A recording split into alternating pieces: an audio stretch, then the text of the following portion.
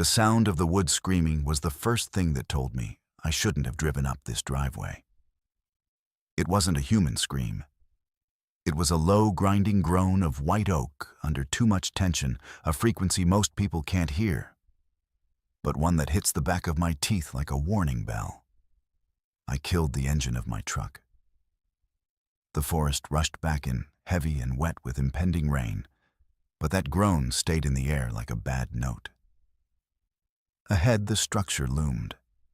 A barn, or the skeleton of one. Half renovated, half abandoned. The ridge beams sagged a few inches left. The posts weren't plumb. The whole thing looked like it had been fixed by somebody who owned a nail gun and no shame. I wasn't here to take the job. I was here to say no. I grabbed my coffee black lukewarm, the only thing keeping my temper on a leash, and stepped into the mud.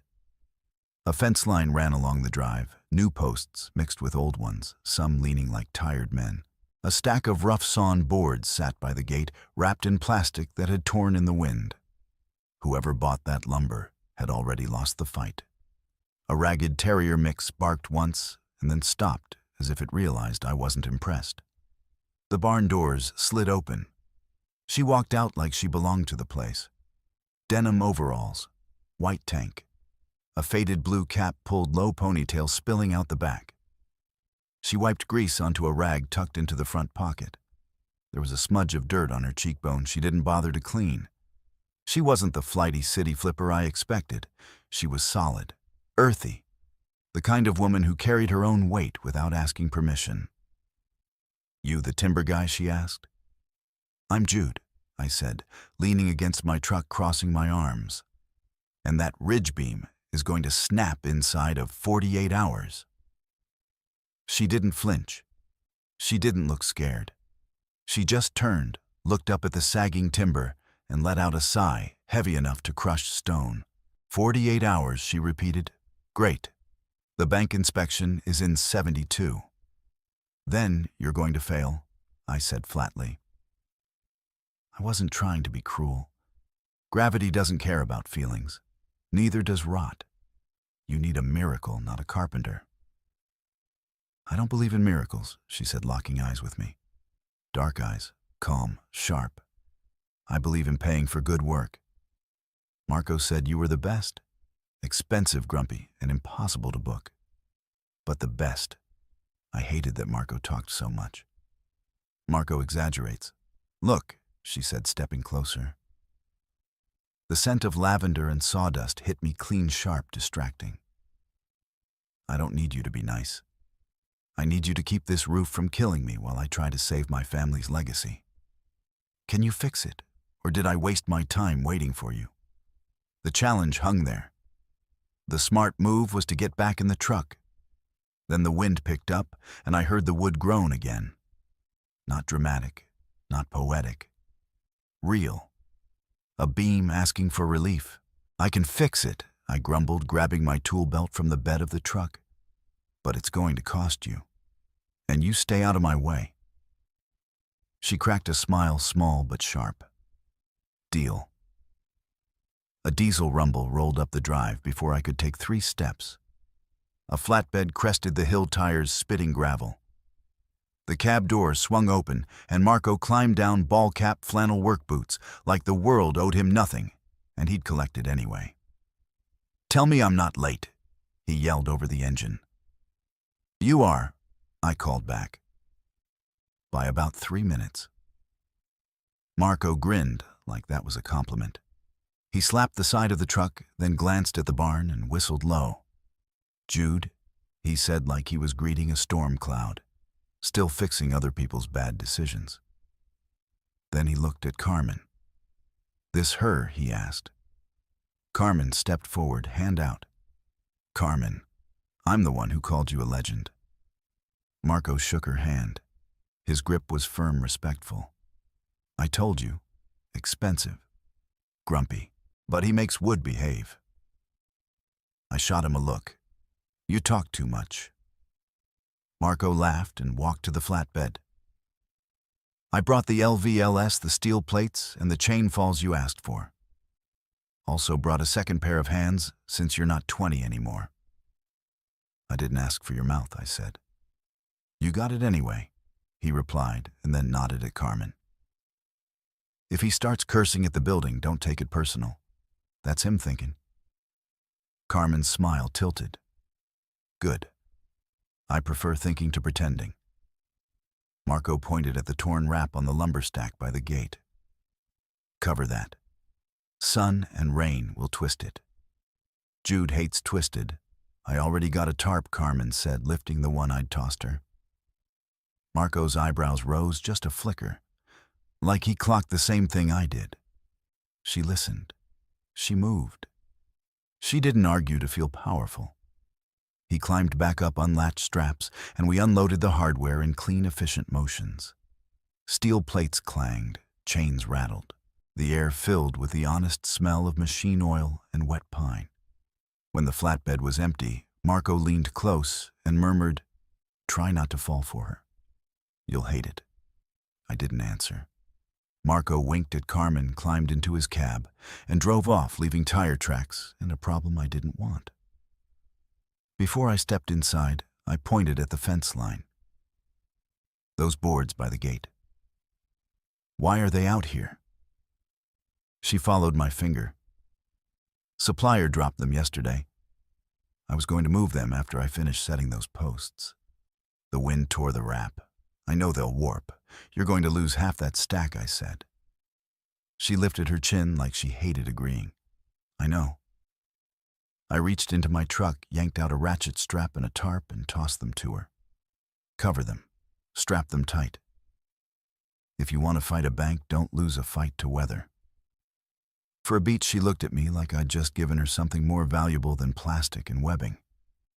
Yes, sir, she said, but her smile made it sound like a dare. I didn't smile back. In my faded gray t-shirt, I did, however, walk over and shoulder 2 of the longest boards myself, rough pine heavy and biting, and carry them toward the barn like they weighed nothing. Not to show off, to stop them from getting ruined. Her gaze tracked me steady. I felt it. I ignored it. Inside the barn was worse than the exterior. The previous contractor had used galvanized nails on green oak, rookie mistake. The tannic acid in the wood was eating the metal alive. Multiple joints had been reinforced with random bolts that did nothing except split the grain. The whole skeletal system was failing. I spent the first hour pacing, measuring, and cursing under my breath. Carmen, that was her name, didn't hover. She was on the far side of the space sanding floorboards with a heavy belt sander. She handled the machine with an ease that told me she wasn't playing dress up. Most clients pointed at Pinterest photos. Carmen actually worked. By noon, I had a triage plan. Step 1, stop the ridge from moving. I set up temporary shoring like I was prepping for a controlled demolition. 2 LVL posts, steel plates, a hydraulic jack with a gauge so I could lift in 1/4-inch increments. I chalk-lined the sag, marked reference points on the king post with a carpenter's pencil. I didn't trust eyeballing anything in a building that wanted to kill us. Carmen watched from a distance, not anxious, curious. You always do that, she asked. Do what? Mark everything, like you're mapping a crime scene. It is a crime scene, I said. Somebody murdered this structure. Her mouth twitched. So you're the detective. I'm the cleanup. When I started pumping the jack, the wood complained. A long, slow groan. The entire barn shifted just enough to remind me it had a memory. I paused, listened. A crack anywhere in that sound, and we were done. Nothing cracked. The groan eased. I lifted the ridge 2 inches over 20 minutes, slow enough that the fibers could take it. Then I set the load onto the temporary posts. The screaming stopped. The silence that followed was almost intimate. Carmen exhaled like she'd been holding her breath for years. Okay, she said quietly. That was impressive. I wiped sweat off my brow with the back of my wrist. That was step 1 of how many enough, I said. She didn't argue. She just nodded and went back to work. Lunch came when I didn't ask for it. Lunch, Carmen said, stepping into my space. A sandwich and wax paper, roast beef, horseradish. I brought food. Eat mine. It's better. I took a bite. She was right. It was annoying. She sat on a stack of pallets, unwrapping her own. The terrier curled at her boots like it trusted her with its whole life. So she said, chewing thoughtfully, "Why are you so angry at the world, Jude?" "I'm not angry," I said. "I'm efficient. You frown when you measure. You frown when you cut. You frown when you drink coffee." She pointed her sandwich at me. "You act like you're 80. I've seen enough bad work to age a man," I muttered. "People want things fast and cheap. Wood doesn't work that way. It takes time. It takes respect." "I agree," she said softly. She looked up at the rafters, expression unguarded for a second. There was a sadness there that matched the gray light filtering through gaps in the roof. "My dad built this place," she said. "He wasn't a master like you. He just used what he had. But he loved it. I'm trying to turn it into a wedding venue. Something real. Not one of those plastic barns they build in the suburbs. It's got good bones," I admitted begrudgingly. "Just abused bones." "Like most of us," she murmured. I went back to work, striking the chisel with more force than necessary. I'd seen her permit paperwork on the table. 36. 7 years older than me. She looked at me like a capable tool she'd hired, nothing more. Good. That's how I liked it. But later, when she tried to wrestle a 50-pound bag of cement alone, jaw set, shoulders shaking, I walked over, took it from her hands, without asking, and carried it like it weighed nothing. She opened her mouth. I gave her one look. She closed it, not defeated, just accepting. "Thank you," she said finally, voice low. I set the bag down and went back to my work. No lecture, no flirting, just the quiet exchange of strength. That night I drove home heavier than usual.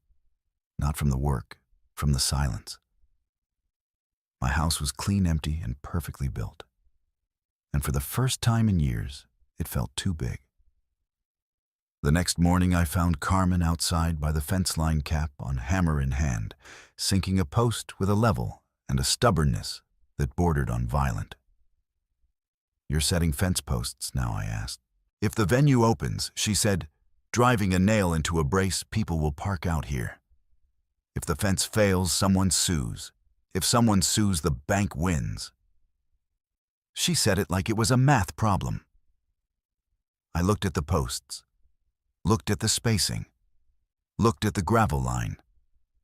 "You're measuring off the wrong corner," I said. Her shoulders went tight. "I'm using the old line." "The old line is wrong," I replied. "It's been drifting for 20 years. If you set off that, your gate won't swing. Your panels won't land on center. You'll fight it forever." She stared at me, the hammer frozen in her hand. "Are you going to tell me," she said slowly, "or are you going to just judge me?" I pulled a tape measure from my belt, hooked it to the corner post, and snapped a string line in 2 seconds flat. "Watch," I said. I paced out the distance, marked the line, checked for square with a 3-4-5 triangle like it was muscle memory. Then I set her level against the new mark. The bubble centered. Her eyes widened. "That's square," I said. "Do it like that and you won't hate yourself later." For a moment, the hard edge in her face softened. "Okay," she said. She didn't praise me. She just stepped closer to the line eyes, tracking the string, then my hands. A small nod. A breath she'd been holding finally let go. My lungs forgot what they were doing for half a second. My heart kicked once hard like it had slipped a gear. I turned away and grabbed another steak before my body started making decisions my head hadn't approved. 3 days later, the real trouble arrived in a shiny white sedan. I was up on the scaffolding cutting a mortise joint for the new knee brace. It had to be precise, a friction fit, no bolts. I was using a 2-inch slick, shaving the wood down by fractions of a millimeter. "Ms. Brown," a voice boomed from the doorway. I looked down. A man in a cheap suit and expensive shoes stood there, holding a clipboard like a weapon. Warren Martin, town inspector. I knew him. He was the kind of guy who measured compliance by how much you donated to his re-election campaign. Carmen walked over, wiping her hands. She looked small next to him, but she stood tall.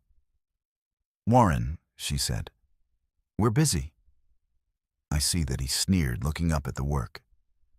"I also see you're doing structural modifications. I don't recall seeing an updated engineer's stamp for this specific load path." "We're restoring to original condition," I called down. "Code allows maintenance without a new stamp if the footprint is unchanged." Warren squinted up at me. "Jude Taylor." I might have known. "You still working without a safety harness up there? I'm on a platform," Warren, I said. "Read the OSHA manual again." He turned back to Carmen. "Look, I'm just looking out for you, darling. This place is a money pit. My offer for the land still stands. You sell, you pay off your dad's debts, you walk away free." "Why fight it?" Carmen's chin lifted. "Get off my property." "I can red tag this site right now," he warned, pulling a red sticker from his folder. "Shut you down for 30 days. You'll miss your bank refinancing window." The air went cold. I saw Carmen's shoulders tense. She needed this renovation to satisfy the bank. A 30-day delay would bury her. I didn't think. I moved. I slid down the ladder, landing between them. I didn't yell. I didn't puff my chest. I just stood there, 6'2" of sawdust and bad attitude blocking his view of her. "The work is up to code," I said, voice low and calm. "I'm documenting every cut. I'm photographing every joint. If you red tag this site without cause, I will file a complaint with the state board and drag you through an ethics hearing that lasts until you retire." Warren blinked.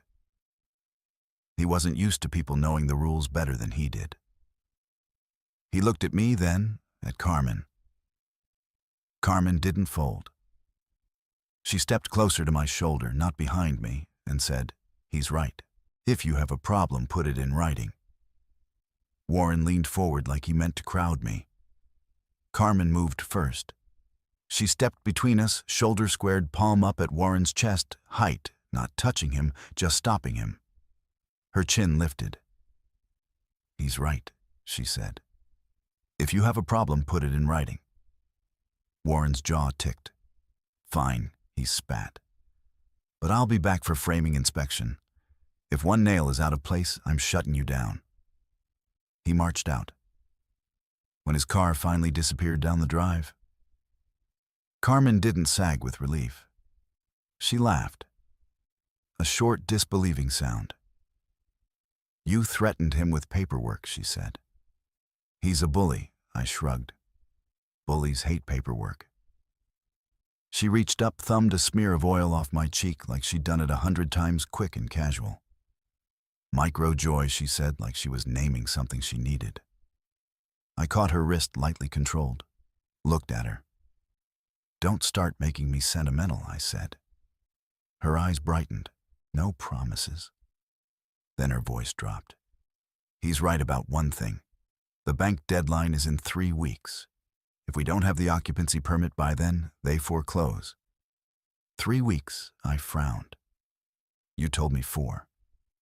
I lied," she admitted, looking at her boots. "I didn't think you'd take the job if you knew how tight it was." I should have been angry. Impossible deadlines led to mistakes. But looking at her cap, shoved back hands, dirty fighting for a building that meant nothing to anyone else, I couldn't leave. "Then we work weekends," I said. Her head snapped up. "You don't work weekends. I do now." The next 2 weeks were a blur of sawdust and rain. We fell into a rhythm. I'd arrive at dawn. She'd have coffee ready, black, scalding hot, exactly how I liked it. She never asked how I took it. She just noticed. I added a few things she didn't ask for. A hidden steel strap where an old beam had checked. A sistered joist where the floor would take dancing crowds. A proper header over the sliding doors so they wouldn't sag in the first year. Carmen noticed those too. She didn't gush. She just got quieter when she watched me work like she was learning a language. One afternoon, a delivery truck showed up with the wrong flashing cheap aluminum, too thin, not rated for the wind load here. Carmen's face went pale. They said it was the right gauge. I took the bundle, flexed it between my hands. It bent like a soda can. "This will tear in a storm," I said. "We can't afford to reorder," she whispered. I stared at the flashing, then at the sky. Then I pulled my phone out and called the supplier. I didn't raise my voice. I didn't curse. I spoke like a man reading measurements off a blueprint. "Your invoice says 26 gauge steel," I said. "This is 30. I'm emailing you photos with caliper readings. If you don't replace this by tomorrow, I'll file a chargeback and report you to the contractor board." That's not a threat. That's procedure. There was a pause, then a rushed apology, then a promise. When I hung up, Carmen stared at me like she was watching a door unlock. "You're terrifying," she said. "I'm accurate," I replied. Her smile turned soft. "That's worse." The night we set the new ridge beam, the rain hammered the roof so hard we had to shout to be heard. The beam was a massive 20-foot span of reclaimed oak. Heavy. Alive. It had to be lifted into place with chain hoists and patience. Dangerous work. One slip and it would crush us. "Steady on the chain," I yelled, watching tension on the links. Carmen was on the other chain fall, pulling with everything she had. Her arms shook, but she didn't stop. "I've got it," she gritted out. A gust slammed against the barn wall. The beam swayed. My body moved before my thoughts. I braced my shoulder under the oak and shoved it back into line, feet planted, spine locked. "Carmen," I said low and sharp, "look at me." She did. "On my count," I told her. 3 pulls. Then stop. You don't muscle oak. You persuade it." Her mouth twitched, even in the strain. "Yes, sir," she breathed. We lifted inch by inch.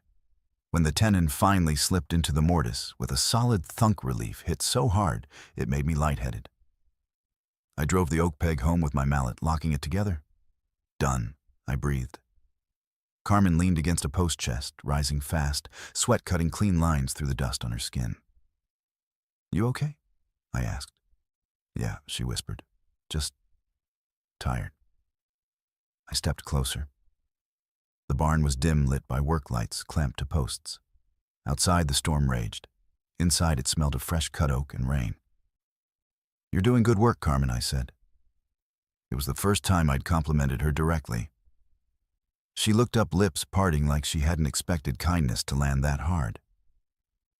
Then she asked in the same tone she used to ask about lumber prices, direct, honest. "You seem like a good man, Jude. You married?" The question caught me off guard. I looked at her. Really looked. The stray hairs on her neck, the strength in her hands, the way she didn't ask me to fix her, just to help her build. "No," I replied, voice rougher than I meant. "I'm still waiting for her." She blinked. "Waiting for who? The one who doesn't make me feel tired," I said. The air shifted. Not heat, pressure. She took a half step closer. My hand twitched at my side. I kept it in my pocket. She was my client. She was in trouble. She didn't need a complication. "We should call it a night," I said abruptly, turning away to pack my drill. I heard her exhale slow. "Yeah," she said. "See you tomorrow." I drove home, cursing myself. The midpoint hit us like a sledgehammer. 2 days before the final inspection, I arrived early to finish trim around the doors. Carmen stood in the center of the barn holding a letter. She wasn't moving. "What is it?" I asked. She handed me the paper. "Cease and desist. County order. Environmental hazard report, potential soil contamination. Construction halted immediately pending soil testing." Warren, I growled. "He says the old tractor shed leaked oil into the groundwater," she said, voice hollow. "Testing takes 6 weeks. The bank deadline is Friday." "It's a lie," I said. "I checked the soil when we dug footings. It was clean." "Doesn't matter," she said, eyes wet. "The stop work order is effective immediately. If we touch a hammer, they arrest us." She sank to the floor, knees to her chest. It wasn't a sobbing meltdown. It was collapse. I stared at the letter. This wasn't a building problem. This was a bureaucratic stranglehold. I looked at Carmen. Then I looked at the barn. I'd poured sweat into this place. I'd watched her bleed for it. "Get up," I said. She shook her head. "There's no point." I said, "Get up." I reached down and pulled her to her feet. I didn't let go of her hand. Her skin was rough warm. "We aren't building today," I said. "We're going to the county clerk's office." "It's closed," she argued. "Then we're going to the county supervisor. And you're bringing the deed." "Why?" "Because I remembered something I said, voice gone cold and sharp. This barn is registered as a historical agricultural site. Environmental holds on protected sites require a state-level sign-off. Warren doesn't have the authority to stop us." Her eyes widened. "Are you sure I read code books for fun, Carmen? Let's go." We fought for 6 hours, not with hammers, with paper. At the clerk's window, they tried to stall. "We can't find the landmark designation," the clerk said, tapping her keyboard like she was bored. I said, sliding my phone across the counter. On the screen, a scanned registry entry with Carmen's parcel number highlighted. Then a PDF of the state requirement. Then a screenshot of the county's own policy page. The clerk's mouth tightened. Carmen stood straighter. "Print it," Carmen said, voice steady. "Now." The clerk hesitated. I leaned in calm as a man reading measurements. "If you deny her access to her own records," I said quietly, "I'll request them under the Public Records Statute. And I'll include your supervisor's name in the complaint." The clerk swallowed. Paper started printing. By late afternoon, we walked out with a signed waiver from the county supervisor overriding Warren's order. In the parking lot, Carmen held the paper like it might evaporate. "We did it," she breathed. She looked at me, eyes shining. "You saved me." "No," I said. "You stood your ground. I just read the book." She laughed, bright, genuine. Then her smile died as she looked up at the sky. Dark clouds were gathering, purple and bruised. "We have 1 day left," she said. "Roof flashing," I replied. "And that looks like a storm." The storm hit that night. It wasn't just rain. It was violence. Wind gusts so hard the trees bent double. Power lines snapping somewhere in the dark. I was at home when the lights flickered. I thought of the barn. We hadn't finished sealing the cupola vents. If the wind got under the roof, it could peel the new section off like a lid. I grabbed my keys. When I pulled up, Carmen's truck was already there. I ran inside. She was halfway up a ladder trying to nail a tarp over the vent while the plastic whipped like a living thing. It was suicide. "Carmen," I roared. The wind swallowed my voice. She reached for her hammer. Her boots slipped. For one heart-stopping second, she hung there by one hand. My body moved. I crossed the floor in a sprint, took the ladder 2 rungs at a time, and grabbed her at the waist. I didn't yank her like she was helpless. I locked her against me like a safety clamp. "Get down," I said in her ear, voice low, controlled. "I have to seal it," she shouted back, breath ragged. "The water's coming in." "It's too dangerous," I said. Another gust slammed the barn doors open. I turned my shoulder into the blast, braced my feet, and pulled her down one rung at a time.